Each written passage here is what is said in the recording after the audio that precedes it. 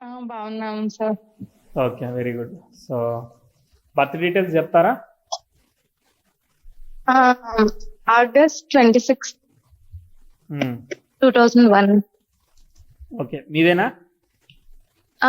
నాదే okay, time నాదే sir. Time afternoon 3:15, 3:15. Okay, అంటే 15:15. ఆ, సో షార్ప్ టైమా లేదంటే ఒక 5 నిమిషాలు అటు ఇటు ఉంటుందా? ఒక 5 minutes అటు ఇటు ఉంటుంది సార్. చెక్ చేయాలా? అది అవసరం లేదా? అంటే మా మదర్ అయితే 3:15 అని చెప్పారు. ఏ ఊళ్ళో పుట్టారు? ఒక 5 నిర్దవాలు లోపల టైమ్స్.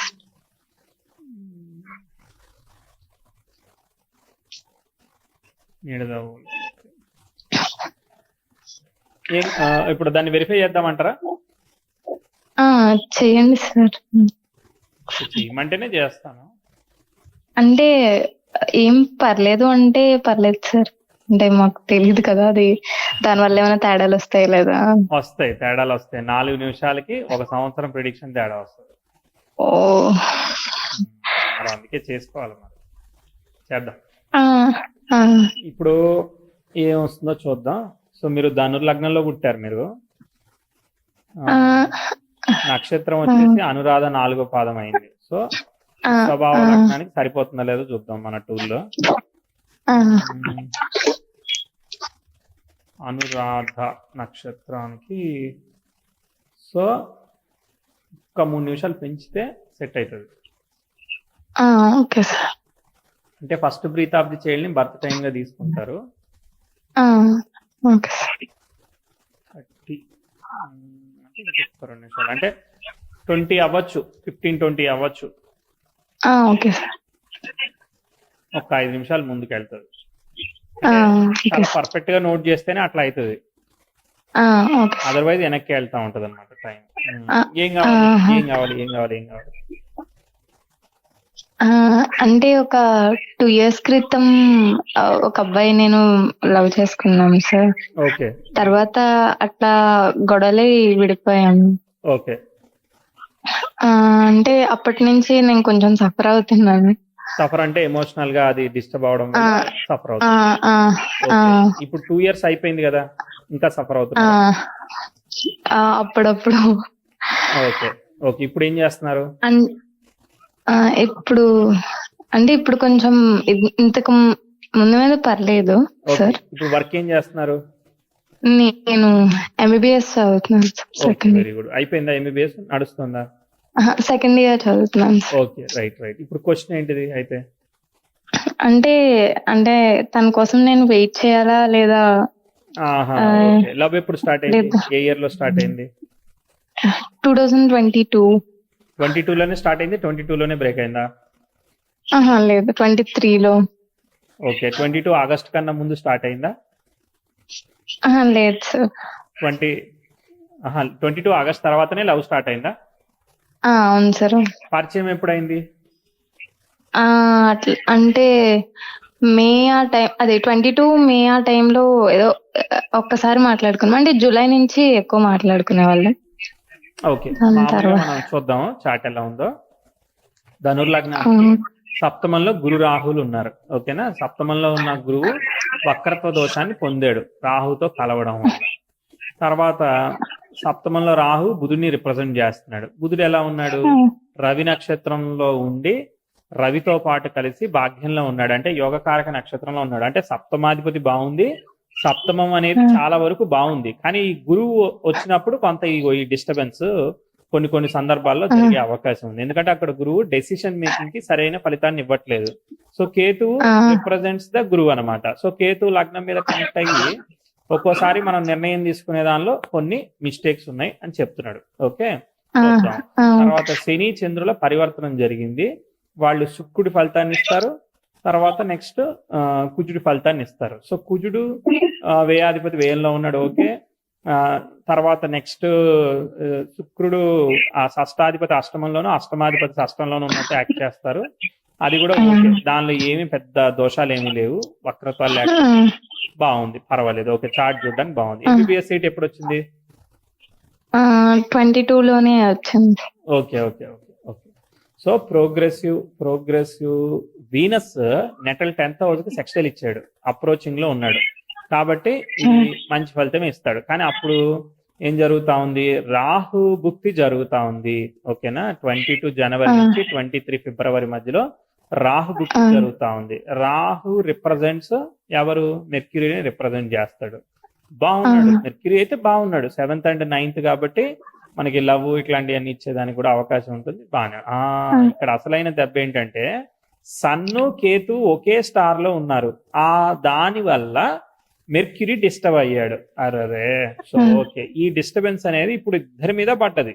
అంటే రాహు అనేవాడు మెర్క్యూరీ ఫలితాన్ని ఇస్తే మెర్క్యూరీ సరిగా లేకపోవడం వల్ల ఫలితాన్ని ఇవ్వట్లేదు. మెర్క్యూరీ సరిగా ఎలా లేదు, because of the sun. But okay, కొంతవరకు అంటే డైరెక్ట్ గా రెట్రో కాలేదు కాబట్టి చాలా వరకు సేవ్ అయింది. రాహు చాలా వరకు కాపాడుతున్నాడు, కానీ అయినా కూడా Mercury is not very well అన్నమాట. ఓకే, ఎందుకంటే because of sun got disturbed. చదువు ఎలా సాగుతుంది, చాలా కష్టపడుతున్నారా? చదువు అంటే అంటే ఎగ్జామ్స్ అయితే బానే అవుతుంది. అంటే మాకు ఫైనల్ ఎగ్జామ్స్ అవి రిజల్ట్స్ అవి బానే వచ్చాయి నాకు ఫస్ట్ ఇయర్. ఇప్పుడు కొంచెం సెకండ్ ఇయరే డిస్టర్బ్ టఫ్ గా ఉంది. 23-24లో progressive Venus 10th house sextile ఇచ్చింది. ఎస్, 2023 ఫిబ్రవరి నుంచి 24 జనవరి మధ్యలోనైనా లవ్ బ్రేక్ అయింది. అక్కడ జుపిటర్ భుక్తి జరిగింది, జుపిటర్ రాహు కలిసి ఉన్నారు, డిస్టర్బ్ అయిపోయింది. అర్థమైందా? సో ఆ భుక్తిలోనే మనకి బ్రేక్ అనేది జరగడానికి కారణమైంది. సో జుపిటర్ ఏమి ఇస్తాడు మనకి, పేరు, రెప్యుటేషన్, ట్రస్ట్ ఇస్తాడు కదా. సో ఒకళ్ళ రిలేషన్షిప్ మీద ఒకళ్ళకి ట్రస్ట్ ఉండకపోవడము, ఏ విషయం కన్ఫామ్ గా చెప్పకుండా లిటిగేటివ్ గా బిహేవ్ చేయడం, ఇలాంటివన్నీ మేబీ అవాయిడ్ చేసి ఉండొచ్చు, ఏదైనా అయి ఉండొచ్చు. అర్థమైందా? దాని తర్వాత ఇంకేముంది, progressive Venus 10th house sextile ఇచ్చాడు కాబట్టి మీకు చదువు 23 ఆగస్టు నుంచి 24 ఆగస్టు మధ్యలో చదువు కొంత రిజల్ట్స్ ఇస్తుంది, బాగానే ఇస్తుంది, పాజిటివ్ గా ఇస్తుంది అని చెప్తాను. తర్వాత ప్రోగ్రెసివ్ మెర్క్యూరీ బాగానే ఆడుతున్నాడు.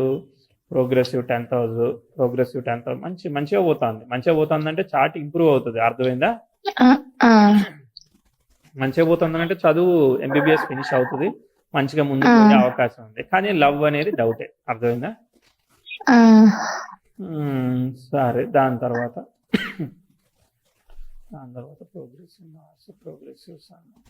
అప్పుడు ప్రోగ్రెసివ్ మార్స్ కూడా సన్ కు ట్రైన్ ఇచ్చాడు, అది కూడా బాగాలేదనమాట. ప్రోగ్రెసివ్ మార్స్ 2021లో సన్ కు ట్రైన్ ఇచ్చాడు. ఇది ఇచ్చినప్పుడు కొంచెం ఏమైనా ఇబ్బంది అనమాట. ఇబ్బంది కాబట్టి ఏంటంటే ఒక్కోసారి ఫాదర్ హెల్త్, ఇలా ఏదో ఒక విషయాల్లో ఇష్యూస్ కూడా ఇచ్చే అవకాశం ఉంటుంది. అక్కడ 21 దగ్గర కొంచెం ఒక 1 year బాగాలేదు, గమనించారా? ఏమైంది అంటే కోవిడ్ అది రావడం, నేను ఎంబీబీఎస్ ఎగ్జామ్ రాసిన సీట్ రాకపోవడం, అది బాగాలేదు. దాని తర్వాత నుంచి మళ్ళీ చార్ట్ లిఫ్ట్ అయింది. యాక్చువల్ గా నిజానికి ఏదైతే టఫ్ అని చెప్తున్నారో 23 ఆగస్ట్ నుంచి 24 ఆగస్ట్ లో చాలా మంచిగా ప్రోగ్రెస్, అప్పుడు బానే ఉంది. అప్పుడు మాకు ఎగ్జామ్స్ అయ్యే రిజల్ట్స్ బాగా మంచిగా ఉంది చార్ట్. ఇక్కడ నుంచి బాగా పోతా ఉంది. 24 గానీ 25 గానీ 26 గానీ ఇవన్నీ ముందుకు పోతాయి. ఇక్కడ మీ చార్ట్ లో బిగ్గెస్ట్ ప్రాబ్లం ఏంటంటే మ్యారేజ్ విషయంలో మీరు నిర్ణయం తీసుకునే అధికారం మీకు లేదు. ఓకే, మిస్టేక్ ఆఫ్ డెసిషన్ ఉండే అవకాశం ఉంది. అర్థమైందా? 9th లార్డ్ స్వక్షేత్ర గతుడయ్యాడు కాబట్టి 60-70% సేవ్ అవుతున్నాడు. కానీ మనకి కన్సర్న్ అబౌట్ ఫాదర్ హెల్త్ అంటే మనమే చేసుకోవాల్సింది ఉంది. అర్థమైందా? ఇది తృతీయాధిపతి వ్యయాధిపతిని ఆస్పెక్ట్ చేస్తున్నాడు, అష్టమాధిపతి తృతీయాధిపతి చేత చూడబడుతున్నాడు, షష్టాధిపతి అష్టమంలో ఉన్నాడు. మీరు సర్జన్ కోసం ట్రై చేస్తున్నారా ఏమన్నా? MBBS వరకేనా? ఎలా ఉంది ప్లాన్? అంటే MBBS తర్వాత సర్జన్ అని అనుకుంటున్నాను. సర్జన్ అయ్యేదానికి మంచి స్కోప్ ఉంది చార్ట్. అర్థమైందా? సర్జన్ ఖచ్చితంగా ట్రై చేయండి. అర్థమైందా?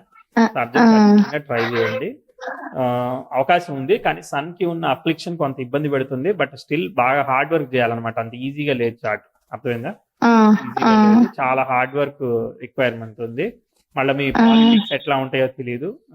తర్వాత ప్రోగ్రెసివ్ ఇప్పుడైతే మంచిగా సాగుతుంది కాబట్టి 2 ఏళ్ళు బాగా చదువు వచ్చే అవకాశం ఉంది. కాబట్టి మీరు బాగా చదువుకోండి. తర్వాత వీనస్ దశ జరుగుతుంది. వీనస్ యొక్క స్టార్ ని ఆక్యుపై చేసిన ప్లానెట్ లేదు, fantastic. Venus star lord Saturn 6 బలంగా ఉండి అష్టమాధిపతి చేత చూడబడుతున్నాడు. సర్జన్ కి చాలా మంచి స్కోప్ ఉంది, ట్రై చేయండి అనమాట. ఓకేనా? సర్జన్ అంటే మీరు ఎలాంటి సర్జరీస్ చేస్తారు, దేనికి సంబంధించి చేస్తారు అనేది మీరు చెప్తే దానిలో కూడా ఆప్షన్లు చూడొచ్చు మనం. అంటే నేను ఇంకా ఫిక్స్ అవ్వలేదు సార్. గైనకాలజిస్ట్ గానీ లేదా ఆంకాలజీ వైపు గానీ ఒకసారి చూసి. గైనకాలజీ అంటే ఇది మనకి లేడీస్ సంబంధించింది, తర్వాత బేబీ డెలివరీ సంబంధించింది. ఆంకాలజీ అనేది దేనికి సంబంధించింది? క్యాన్సర్ సంబంధించింది. క్యాన్సర్ అంటే ఇది పర్టికులర్ అనేది ఏమి ఉండదు కదా. గైనకాలజీ అంటే పంచమాధిపతిని చూస్తున్నాడు కదా, అవకాశం ఉంది. గైనకాలజీ అవకాశం ఉంది. క్యాన్సర్ తెలీదు నాకు, దాన్ని ఎట్లా చూడాలనేది తెలీదు. సో గైనకాలజీకి అయితే ఓకే ఉందన్నమాట. అర్థమైందా? గైనకాలజీ పరంగా కూడా ఓకే ఉంది, ఎందుకంటే పంచమాధిపతి అయిన వాడు చూడబడుతున్నాడు. దశాలాడి యొక్క నక్షత్రాధిపతి అయిన శుక్రుడు యొక్క నక్షత్రాధిపతి శని పంచమ అష్టమాధిపతి చూడబడుతున్నాడు, కాబట్టి అది అవకాశం ఉంది. గురువు కూడా లగ్నాన్ని ఆస్పెక్ట్ చేస్తున్నాడు, పుత్రకారకుడు, కాబట్టి అవకాశం ఉంది. మ్యారేజ్ విషయంలో మాత్రం you have serious concern. So professional గా చాలా మంచి హైయెస్ట్ పొజిషన్స్ కి వెళ్ళిపోయే అవకాశం ఉంది చార్ట్. కానీ మ్యారేజ్ విషయంలో మాత్రం ఒక్కోసారి రాంగ్ డెసిషన్స్ తీసుకునే అవకాశం ఉంది. కాబట్టి లవ్ అనేది మనల్ని ఎదుటోళ్ళ గురు రాహుల్ వల్ల మోసం చేయడానికి చాలా ఈజీ స్కోప్ అన్నమాట. అర్థమైందా? రైట్. చాలా మీరు ఎమోషనల్, మిమ్మల్ని ఎమోషనల్ గా చాలా ఈజీగా ట్రిగర్ చేయొచ్చు, మిమ్మల్ని భయపెట్టచ్చు కూడా ఉట్టిగానే. అర్థమైందా? సరే, మరి ఇంకా అంటే భయపెట్టచ్చు అంటే మీరు అలా భయపడే టైప్ కూడా కాదు, ఒక్కోసారి భయపెట్టే టైప్ కూడా. శని కుజులు కూడా అగ్రెసివ్ గా ఉన్నారు, అంటే ఏడుస్తున్నట్టుగా అనిపిస్తారు కానీ ఒక్కోసారి చాలా సీరియస్ అయిపోతారు అనమాట.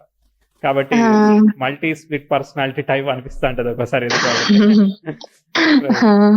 Right right right. All the best అండి. టైం అయితే బాగానే ఉంది. సో మీరు డైవర్ట్ కాకుండా, డెసిషన్ మేకింగ్ మిస్టేక్స్ ఉన్నాయి కాబట్టి డైవర్ట్ కాకుండా ప్రాపర్ గా మీ ట్రాక్ లో మీరు వెళ్ళిపోండి. ఎందుకంటే మన ప్లాన్ ఏది ఉందో మన ప్లాన్ ఎగ్జిక్యూట్ చేయాలి ఏది వచ్చినా కూడా మధ్యలో. సో ఎమోషన్ లాడైన చంద్రుడు డిబిలిటేట్ అయ్యాడు, కాబట్టి మన ఎమోషన్ కి ఎదుటోళ్ళు వాల్యూ ఇవ్వట్లేదు. సో కాబట్టి మనం ఎమోషన్ కే వాల్యూ ఇవ్వద్దు, అంతే.